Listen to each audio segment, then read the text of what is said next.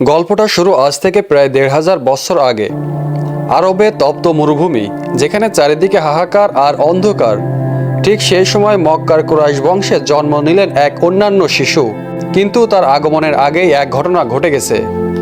তার পিতা আব্দুল্লাহ দুনিয়া ছেড়ে চলে গেছেন।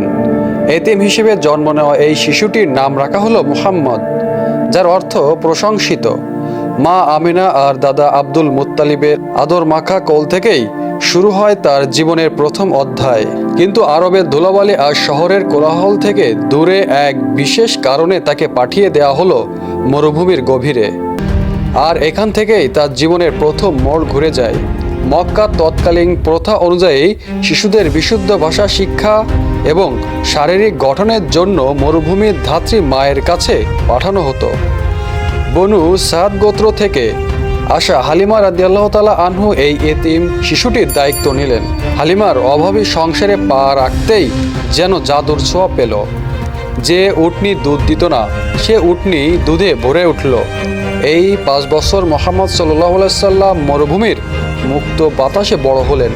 তিনি শিখলেন আরবের সবচেয়ে মার্জিত ভাষা। বড় বড় পাহাড় আর খোলা আকাশের নিচে তার শৈশব কাটল প্রকৃতির খুব কাছে। এখানে একটি বিশেষ অলৌকিক ঘটনা ঘটেছিল, সেটা হলো বক্ষ বিদারণ। ফেরেশতারা এসে তার হৃদয় ধুয়ে পবিত্র করে দিয়েছিলেন। ৫ বছর পর যখন তিনি পূর্ণ সুস্থতা আর তেজ নিয়ে মক্কায় মায়ের কোলে ফিরে এলেন, তখন তার জন্য অপেক্ষা করছিল জীবনের সবচেয়ে বড় এক কষ্টের পরীক্ষা। মায়ের কাছে ফিরে আসা মুহাম্মদ সাল্লাল্লাহু আলাইহি সাল্লাম মাত্র ১ বছর মায়ের সরাসরি সান্নিধ্য পেলেন। ৬ বছর বয়সে মা আমিনা তাকে নিয়ে বাবার কবর জিয়ারত করতে মদিনায় গেলেন। ফেরার পথে আবওয়া নামক স্থানে মা আমিনা হঠাৎ অসুস্থ হয়ে মারা যান। ভাবুন তো, সেই ছোট্ট শিশুটি মরুভূমির মাঝে মা হারা হয়ে একাকী দাঁড়িয়ে আছে। মক্কায় ফেরার পর পরম মমতায় তাকে বুকে টেনে নিলেন তার দাদা আব্দুল মুত্তালিব। দাদা বলতেন, আমার এই নাতি একদিন পৃথিবীর শ্রেষ্ঠ মানুষ হবে। তিনি যখনই কোনো গুরুত্বপূর্ণ মিটিংয়ে বসতেন, ছোট্ট মোহাম্মদকে নিজের পাশে বসাতেন। কিন্তু এই প্রশান্তিও বেশি দিন স্থায়ী হলো না। মাত্র ৮ বছর বয়সে দাদাও পাড়ি জমালেন পরপারে। তারপর দুটি বড় শোক যখন কিশোর মোহাম্মদের মনকে ভারাক্রান্ত করে তুলছিল, ঠিক তখনই তার জীবনের হাল ধরলেন তার প্রিয় চাচা আবু তালিব। চাচা আবু তালিবের আর্থিক অবস্থা বেশি একটা ভালো ছিল না, কিন্তু ভাতিজার জন্য তার হৃদয়ে ছিল অগাধ ভালোবাসা। মুহাম্মদ সাল্লাল্লাহু আলাইহি সাল্লাম কৈশোরেই বুঝতে পারলেন চাচার উপর বোঝা হওয়া যাবে না। তিনি নিজেই মক্কার পাহাড়গুলোতে বকরি চড়ানো শুরু করলেন। পরবর্তী জীবনে তিনি বলেছিলেন, পৃথিবীর সব নবীই বকরি চড়িয়েছেন। কেন জানেন? কারণ বকরি চড়ানো মানুষের মধ্যে ধৈর্য, সহনশীলতা এবং নেতৃত্ব দানের গুণ তৈরি করে। নির্জনে বকরি চড়ানোর সময় তিনি আকাশের নক্ষত্র আর প্রকৃতির রহস্য নিয়ে ঘন্টার পর ঘন্টা ভাবতেন। এই সময়টিই তাকে সাধারণ মানুষের চেয়ে আলাদা এবং ধীর স্থির মানুষ হিসেবে গড়ে তুলেছিল। ১২ বছর বয়সে চাচার সাথে প্রথম বাণিজ্যিক সফরে রওনা হলেন সিরিয়ার পথে। এটি ছিল তার জন্য এক নতুন অভিজ্ঞতা। দীর্ঘ মরুপথ পাড়ি দিয়ে যখন তারা বসরা নামক স্থানে পৌঁছালেন, সেখানে বুহাইরা নামক এক খ্রিস্টান পাদ্রির সাথে দেখা হলো। পাদ্রি লক্ষ্য করলেন, কাফেলাটি যখন পথ চলে তখন একটি মেঘের খণ্ড তাদের উপর ছায়া দিয়ে যাচ্ছে এবং গাছের ডালগুলো নিচু হয়ে মুহাম্মদকে সম্মান জানাচ্ছে।